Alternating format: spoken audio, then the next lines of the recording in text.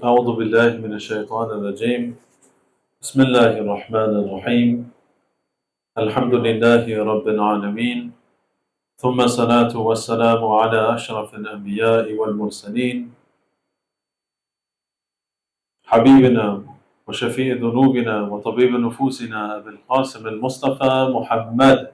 اللهم صل على محمد وآل محمد وعلى أهل بيته الطيبين الطاهرين سيما الحجاج بقية الله الأعظم روحي وأرواحنا له فداء ولعن دائم على أعدائهم أجمعين إلى قيام يوم الدين.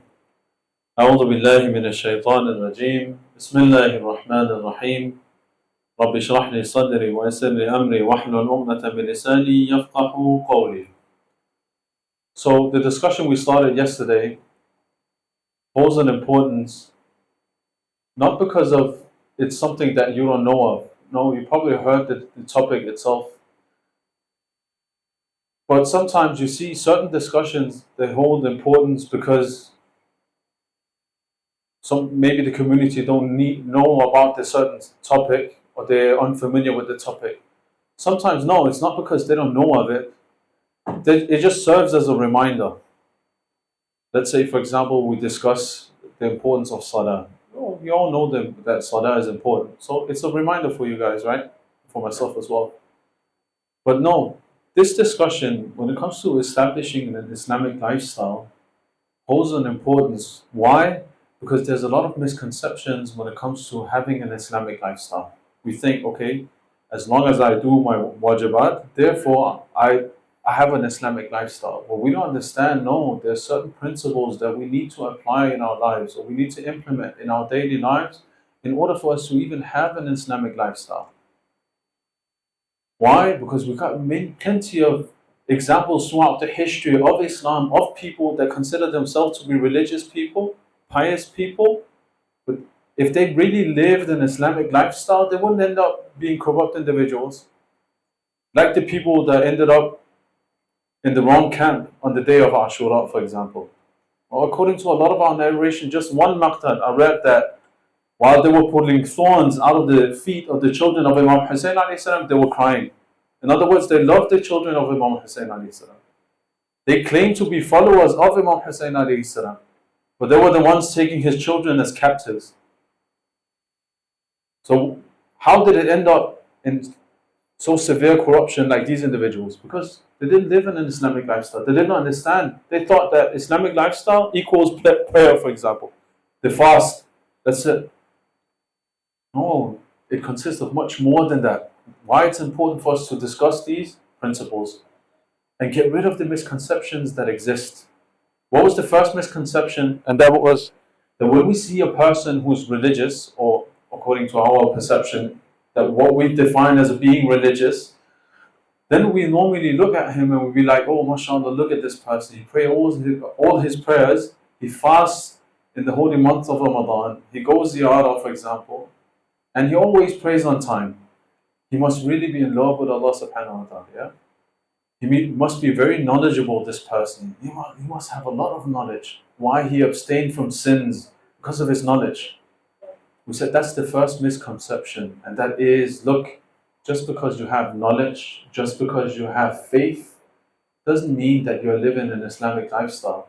When God, He looks at your knowledge, He says, Yahdi man yasha. I won't give you a guarantee that I'm going to guide you. There's a possibility I will do it. But when it comes to jihad, or more specifically, doing righteous deed, amal salih, the effect of doing righteous deed, we have a guarantee from Allah subhanahu wa ta'ala that there will be an effect of our actions. When I say that actions are more effective than faith, yeah, and knowledge, I don't mean that it holds a greater value. Don't misunderstand here. But the effect is more, basically there's more effect to us doing good deeds and not only be focused and obsessed with solving everything through knowledge. Why? Because knowledge it's like food for the soul. You need to digest it. If you don't convert your knowledge into, let's say, righteous deeds, That's like a person that keeps eating, but his digestive system doesn't work.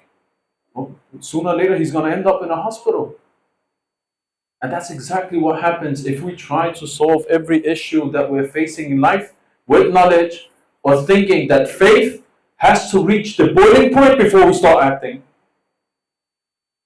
That's why you see in Nahj al-Balagha, Amir al-Mu'mineen alayhi salam, in a beautiful narration, Nahj al-Balagha, Sermon 31 is basically what they call the sermon to the youth. Go read it. It's very important, especially for the young men and young women. Very important. So what is it that he says in Nahj al-Balagha, Sermon 31? He's writing a letter to who? Imam Hasanain alayhi salam. So basically it's a sermon, or it's a letter to the youth. 31. And when did he do that? When did he write this letter? In the Battle of Siffin. Imagine being a commander of an army in the middle of the battle, in the middle of the heat of the battle, and you got so many things to take care of. Yeah, you got the enemies that are planning to attack you, you got your own forces that are not being obedient, you got the heat, you got the coldness. There's so many things that you have to think of. Laying a strategy, this and that. Amir al-Mu'mineen alayhi salam, he sat down for himself and he started writing this letter to the youth. Look what his attention was. What is it that he wrote to Imam Hassan alayhi salam? فَإِنْ أَيْقَنْتَ أَنْ قَدْ سَفَى قَلْبُكَ. When you're certain about you purified your heart, obviously it's not to Imam Hassan alayhi salam himself, but to all the youth. Then he says, فَانْظُرْ فِي مَا فَسَّرْتُ لَكَ. Then you start looking at that which I've explained to you. In other words, purify your hearts to begin with. Yeah? Make sure you created the capacity, you digested the information, then you're going to be receptive to what I've told you.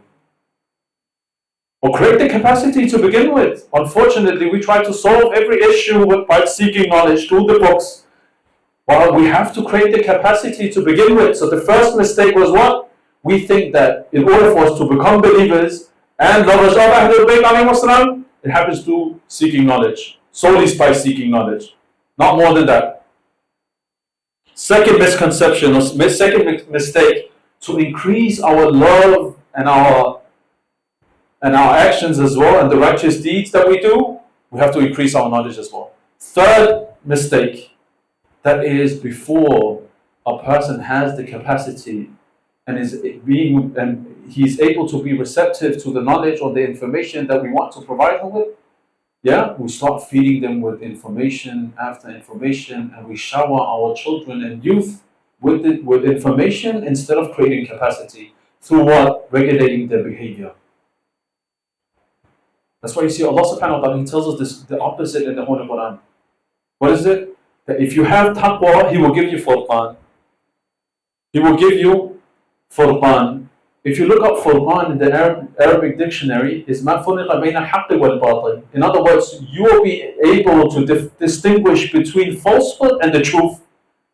So taqwa, is that something you find in a book, or is it in your behavior? Obviously, it's in your behavior. It's in your behavior. So to begin with, we need to create the capacity first and foremost. Why is it that we belittle the value of actions and the effect of actions? And be like, no, I have to be a philosopher before I start acting upon the teachings of Islam. We don't do it in other aspects of life. We shouldn't do it when it comes to the religion either. Just a small portion of faith and knowledge is enough. You don't need more than that. Or else you become like the person who puts a bowl on top of a flower and keep watering the flower. You're going to drown it. It needs oxygen. It needs sunlight. The same applies to the soul as well. You need to convert your knowledge and your faith into righteous deeds to strengthen the trunk of the tree, to strengthen it. As we gave you the example yesterday. Yeah, righteous deeds is like the leaves on a tree. It absorbs the oxygen and sunlight and strengthens the trunk, the faith, the iman of our heart. But it's through action to begin with, by regulating our behavior. So the first danger, respected brothers and sisters, of us not converting our knowledge and faith into righteous deeds is that it becomes corrupt. It corrupts the soul and heart. That's the first danger.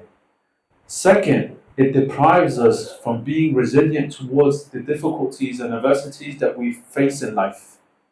Why? Because if you don't throw yourself into actions, you're not committed, you're not disciplined about it, then when hardships come your way, you try to flee. You succumb to your love for comfort instead of embracing the hardships. I read a very interesting narration in Al-Kafi. And I went to a teacher to get an explanation of the narration. Because in the time of the Prophet ﷺ, and even in the time of the Imam, you could go buy bread from the market. It was common. So it wasn't uncommon that you go buy bread from somewhere else. But according to the narration, Imam Ja'far as-Sadiq, he was asked whether they should bake their own bread at home or they should go buy it from the market. Imam Sadiq, he said, no, you should bake your own bread at home. I was like, why is that? Maybe that it's because of at that time, it wasn't that common that you go out and to buy bread. Today we have supermarkets, you have Tesco, you can go to that place or that place, you can buy bread from outside. It's much easier, much more comfortable, right? But then I went to a teacher and I asked him, why is it that Imam Sadiq, he tells us, oh, he's so sensitive about us baking our own bread, for example. Make sure that we cook the food at home, for example, not getting food from outside. So he said, look, it's very important that the children of that home, they see with their own eyes all the efforts behind the scenes, just for providing them with one loaf of bread. It's important they see it, they experience it. So they understand that, look, life is going to be difficult. Even one loaf of bread which they put in front of me, I've seen all the efforts behind that. I've seen all the efforts behind the scenes. Why? Because then he will start to be more realistic in his perception of this worldly life. And that is, Allah subhanahu wa ta'ala, He created you in distress. There will be challenges, there will be hardships, and you can't escape them. This is a promise from Allah subhanahu wa ta'ala. لَقَدْ خَلَقْنَا الْإِنسَانَ فِي كَبَدٍ. We created you in hardships, distress, and calamities, and adversity, you name it. But life will be difficult, and you can't escape it. But if you think the solution to all your problems is through books, yeah, and not by throwing yourself into righteous deeds or forcing yourself to do good, then obviously, when are you going to face these hardships? When are you going to face these challenges? Not going to face them then. So in order for us to be able and resilient enough to overcome the hardships in life, we need to have the right mindset that, look, I need to convert this knowledge and faith into righteous deeds. Why? Because I'm going to face challenges while I'm doing that. And then I need to be patient as well. I need to be patient as well. In another narration or verse from the Holy Quran, Allah subhanahu wa ta'ala, He states, Asta'inu bis-sabri was-salah. Seek help from patience and prayer. And then He states, Innaha kabiratun illa ala al-khashi'een. And it's difficult to seek help from patience and prayer except for those who are humble. Question, who are the humble people? Who are the humble? The people that strive, and they're humbled by the realities of this life. That life will be difficult. All the challenges they faced in this life made them humble. They're the individuals that can seek help from patience and prayer. Illa ala al-khashi'een. That's why Allah subhanahu wa ta'ala, He makes that exception in the Holy Quran. Because if a person, he considers all the blessings that he's blessed with as if he's entitled to those blessings, and he's not facing the hardships, he's not facing any challenges in life, then he starts to become arrogant. Why? Because he feels he is entitled to do so. Like all the blessings that he sees in his life, he feels entitled to them. Just like the narration, imagine if you bring food from outside, yeah? The children, they're not going to respect it. They haven't seen the efforts behind the scene. Wow, when they see their parents sweating just to cook some food for them, and all the efforts, they start appreciating it. Because they've seen the efforts behind the scene. They've seen it. They've experienced it themselves. They understand that life will be difficult. And that's exactly how we should perceive blessings in general. But no, when you grow up, yeah, and everything has been served, no challenges, no hardships, no difficulties whatsoever, what happens then? you feel entitled to all those blessings you've been blessed with, yeah, and you become arrogant. So when you're deprived of something, you start questioning Allah subhanahu wa ta'ala, yeah? You become the Rabb in this case. You tell Allah subhanahu wa ta'ala, why is it that you took this from me? Why is it that I'm not wealthy or rich like that guy? Whatever Allah He gave you was a blessing from Him. You should be thankful. Even if He take your life, you should be thankful. Why? Because the reason why you exist in the first place was due to Allah. But people that don't face challenges in life, they feel entitled. And this is what happens. So the first thing, or the first danger of not digesting the information, what is that? It gets corrupt. Second, you don't become resilient enough to face the challenges in life. And the beautiful part of becoming resilient and experiencing hardships and embracing those hardships because you strive, and now you understand that, look, I don't have to become a philosopher in every aspect of life before I start striving. No, I'm going to do it. I will strive, whether I know of every single detail of a certain thing or act of worship, whatever it might be. I don't care. I still got to strive. Then you're taking a step towards Allah subhanahu wa ta'ala. This is where it all starts. Listen to this narration from Imam Ja'far al-Sadiq. بِالتَّعْبِ الشَّدِيدِ تُدْرِكُ الدَّرَجَاتَ الرَّفِيعَةِ. It's only through excessive tiredness, when you throw yourself into hard and difficult deeds or actions, that you will understand the elevated stages. We're talking about spirituality here. وَرَاحَةُ الدَّائِمَةِ. And even when it comes to comfort, if you want to understand the sweetness of comfort, you need to strive. Sheikhna, comfort, to strive, the contradictions. No. Let me give you an example, you understand the point. Who understands the pleasure of resting, for example? A person who lies down on his bed all day, or a person who's been standing on his feet the whole day? Obviously the second one, right? Yeah? Bitab shadid. It's only when you throw yourself into deeds and striving, and when you become tired and you experience this tiredness, then you understand the pleasure of the elevated stages and the comfort as well that comes with it as well. Amir al-Mu'mineen alayhi salam, he says in a beautiful narration, "Thawabu jihad a'damu thawab." The greatest reward is the reward of striving.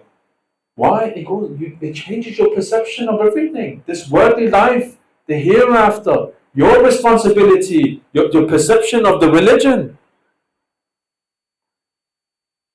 Just like the example I gave you, you take a couple of steps from Najaf to Karbala and your mind starts to open up.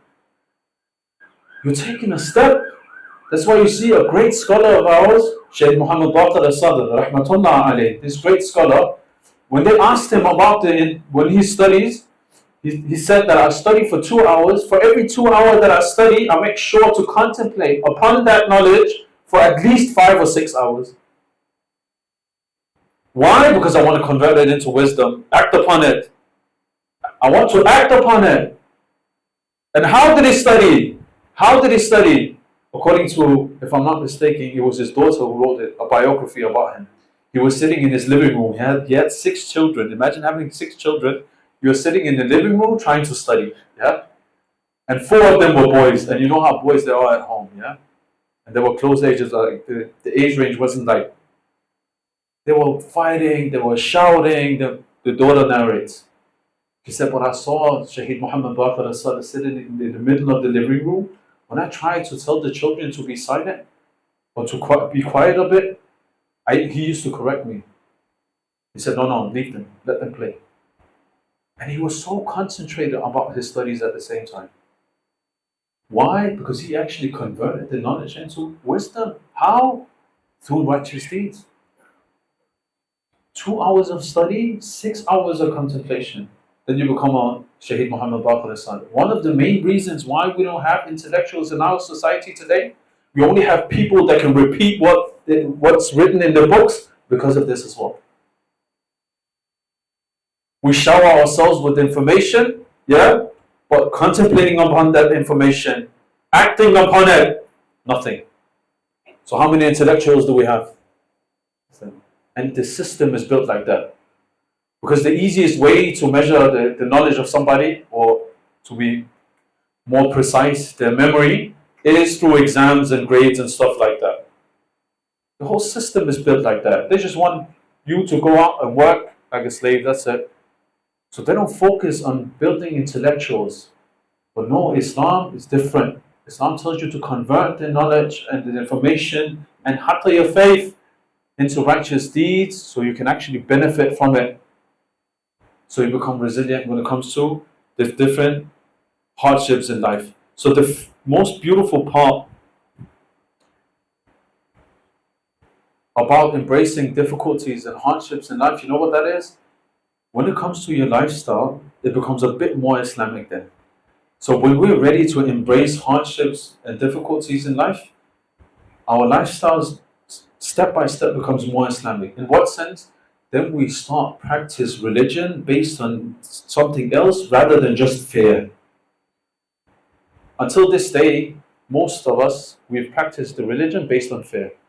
That's why Imam Khomeini rahmatullah alayhi, he said, if Allah subhanahu wa ta'ala, he said, told you through the 12th Imam that Fajr, for example, is not wajib upon you anymore, yeah, nobody would wake up for Fajr. He said, if he said that the 5 daily prayers wasn't wajib upon you anymore, yeah, nobody would pray the 5 daily prayers anymore. What is it that he's alluding to? That we practice our religion based on fear. The fear of the hellfire, not ambitions for something extra. Yes, there are certain parts of the religion where we are like that. Like this majlis, for example. Nobody would go to hell if they didn't turn up today. But you do it for Imam Hussein alayhi salam. The love for Imam Hussein alayhi salam is based on ambitions of reaching something higher and greater, the peak of the mountain, and not just not being thrown into the hellfire.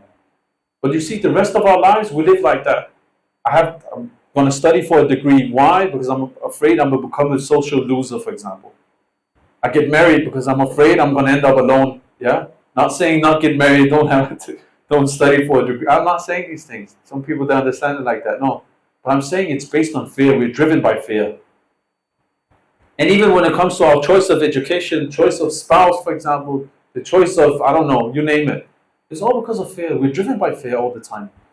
But when you're ready to embrace hardships, you're not driven by fear anymore.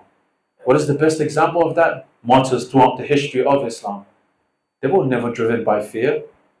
The people that participated or joined the camp of Imam Hussein alayhi salam, they weren't driven by fear. They were driven by ambitions. That's why you see a beautiful narration from Imam Zayn al-Abidin alayhi salam, where he defines Abu Fadl Abbas alayhi salam, or when he describes Abu Fadl Abbas alayhi salam, he says one thing about him. And that is, all the martyrs in paradise, they will envy Abu Fadl Abbas. Why? Because he was the person with most ambitions on the day of Ashura. He had the most ambitions. He was not driven by fear. That's why in a beautiful statement of his, Wallahi in qata'tum yamini inni uhami abadan an dini. Even if you cut off my right arm, I will still defend my religion. Is that words of a person who's practicing his religion based on fear? Obviously not. He's driven by ambitions. So if you're ready to embrace hardships in life, which comes by what? Understanding that you need to strive even with a small portion of faith and knowledge, simple. Then your lifestyle will become based on another concept rather than just fear, unfortunately. So when we're only driven by fear, we're depriving ourselves of so many things. And the worst thing that happens is that our perception of religion becomes very superficial as well. Then we consider Rasulullah, na'udhu billah, as a police officer standing by the red light. If you cross the red light, he will write you a ticket. That's it. In other words, the Islamic laws become traffic rules. We think, no, it's all about traffic. If I just don't run over, like cross a red light, and then you're safe. Islam is much more than that. الَّذِي خَلَقَ الْمَوْتَ وَالْحَيَاةَ لِيَبْلُوَكُمْ أَيُّكُمْ أَحْسَنُ عَمَلًا. He's the one who created life and death. لِيَبْلُوَكُمْ, to test you, which one of you do the best of deeds, not good deeds. Allah doesn't care about good deeds. He wants you to reach the peak of the mountain, to be driven by ambitions. You know, that's exactly what inspires people as well. And if Islam has reached us today, it was because of people with ambitions. There was a companion of Imam Kadhim alayhi salam. They didn't have food, but the khums they provided Imam Kadhim with alayhi salam was the reason why we can sit here today and call ourselves Shias. They were the ones supporting the network at that time. And then you see this person that provided Imam Kadhim alayhi salam with khums and wealth, his own lifestyle, how it was. According to some historical sources, they say that his daughters, they couldn't go out, all 4 of them at the same time. Why? They didn't have hijab enough. They weren't hijab enough in the home for them to go out together. So when they had to pray their prayers, they took turns in praying their prayers. They didn't have garments enough to cover themselves. Are you telling me this is a person who's driven by fear? According to another narration, same person, they used to split a date between him and his children every night.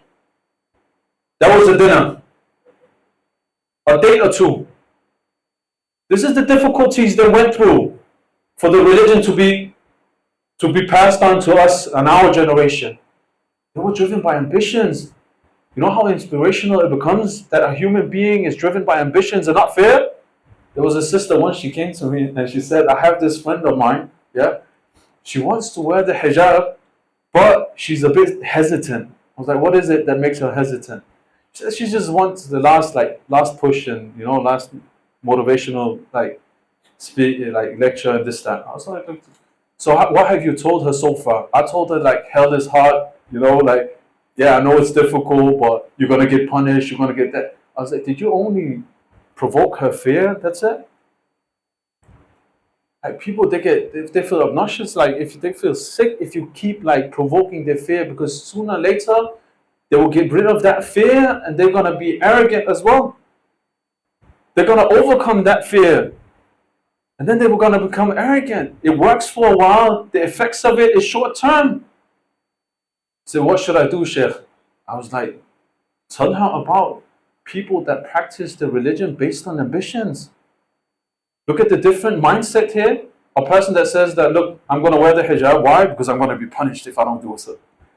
And a sister that says, look, I know I'm not going to be thrown into the hellfire. Yeah? Because Allah subhanahu wa ta'ala, He's merciful. But I know there's a house in paradise next to Lady Fatima. I want to reside in that. I want to follow the footsteps of our mothers, Lady Khadija, Lady Fatima, Lady Zainab, salamun alayhim. I want to follow the footsteps of those ladies. Those are my role models. I want to be the flag bearer, just like Lady Zainab, salamun alayha, on the day of Ashura. Look, this is ambitions. Yeah? And it's inspirational. People get inspired by it instead of just being driven by fear. Some of these memes that we see. Why do we wear the hijab? Because hell is hotter. That's why I don't mind wearing hijab, for example, in the summertime. People, they're gonna feel sick if you keep provoking their fear like that. So in order for us to establish an Islamic lifestyle, respected brothers and sisters, first and foremost, understand that you need to convert your knowledge and faith into what? Righteous deeds. And when you do that, make sure to strive. Because it's only when you start striving, you'll face challenges and you'll be able to embrace those challenges. And you have to embrace those challenges. You're created in difficulty. It's going to be difficult for you. It's only a person who's humbled by the different difficulties in life, the hardships in life, that are able to seek help from patience and prayer. You know how beautiful life becomes when you can seek help from the prayer? You strive your whole day. When you're standing on your prayer mat, you'll be like, this is the purpose of life. This is why I was created. Not like, oh, I have to pray my prayers and go shopping, for example. My friends are waiting for me. That's how we pray, right? The prayer has become a source of irritation for a lot of us. We don't even want to pray. It's just a burden. Why? Because we're not ready to embrace the challenges in life. We don't have this mindset yet. We haven't even established an Islamic lifestyle. This is the core principles. And this is exactly why certain people throughout the history of Islam, they became corrupt as well. Now you go look through the history and see the individuals that will join the other camp of Imam Hussein on the other side, that joined the other side. See how many of them, they didn't have love for comfort, yeah? Because they didn't transfer what? They didn't convert their knowledge into righteous deeds. I'm just going to give you one example. That's Zubayr. You heard about Zubayr? Yeah? You heard about Zubayr, the cousin of Imam Ali alayhi salam? Yeah, you heard about him. Zubayr, once he sent a messenger in the battle of Jamal. He sent a messenger to Amir al-Mu'mineen alayhi salam. Yeah? But before sending this messenger to Imam Ali alayhi salam, it's written in Al-Kafi.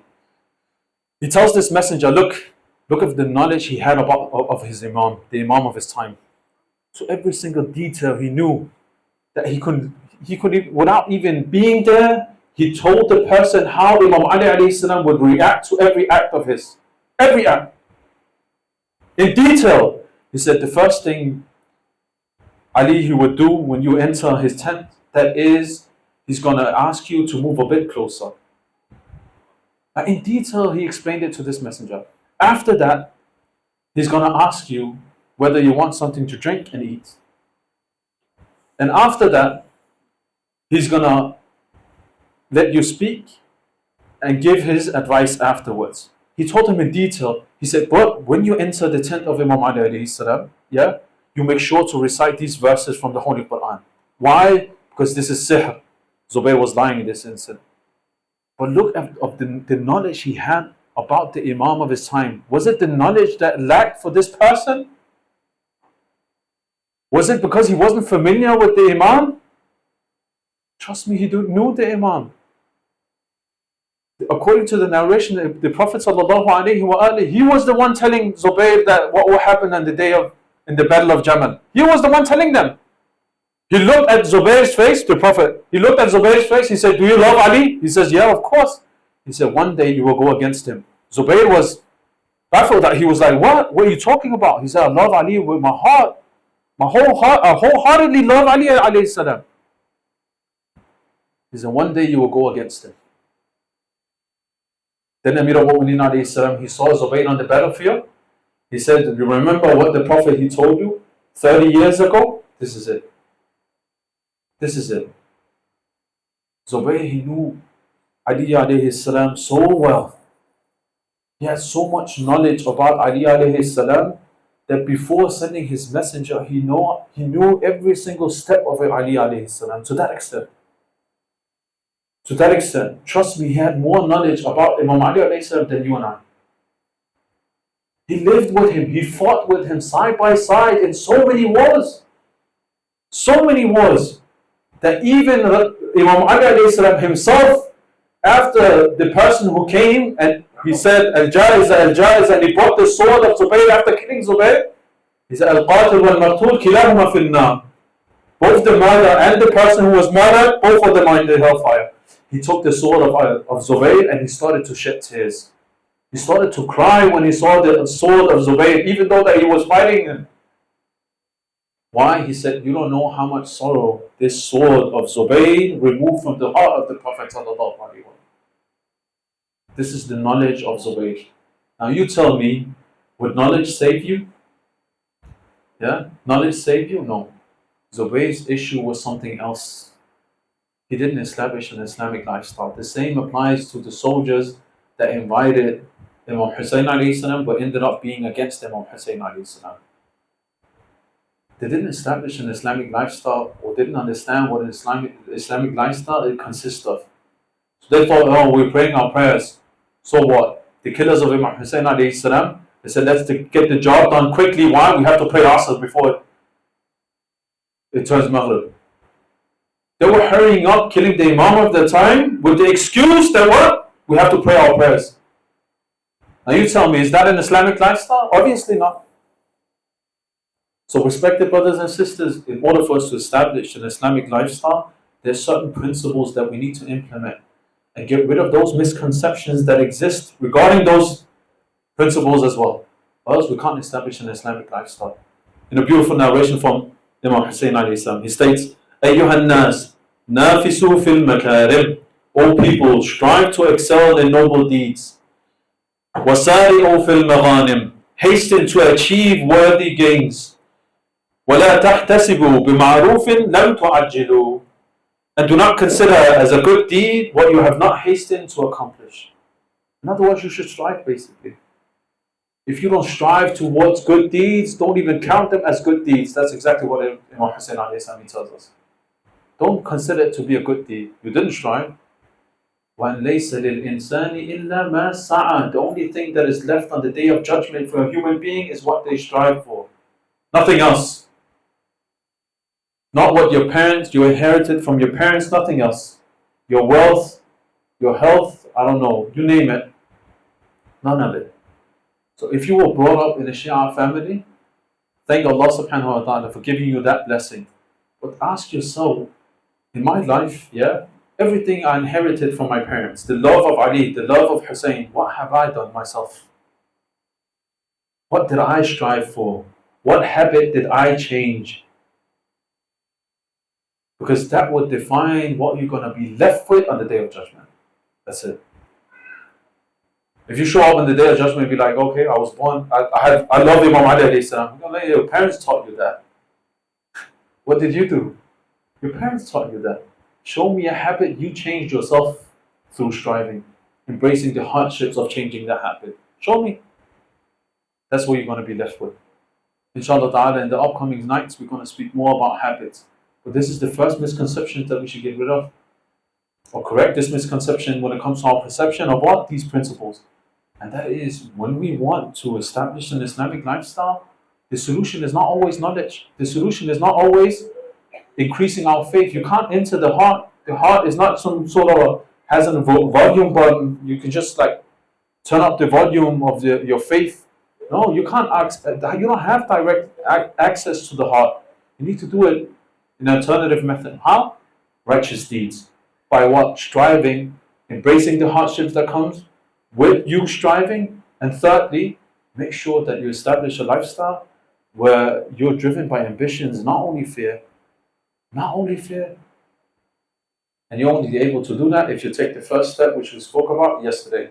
May Allah subhanahu wa ta'ala give us the tawfiq, inshallah ta'ala, to establish an Islamic lifestyle based on the principles that we have from Ahlul Bayt alayhi salam, so we get the right perception of the religion of Islam, inshallah ta'ala, so we can benefit from the teachings and experience even the pleasures of being believers, inshallah ta'ala. Sallu ala Muhammad wa ali Muhammad.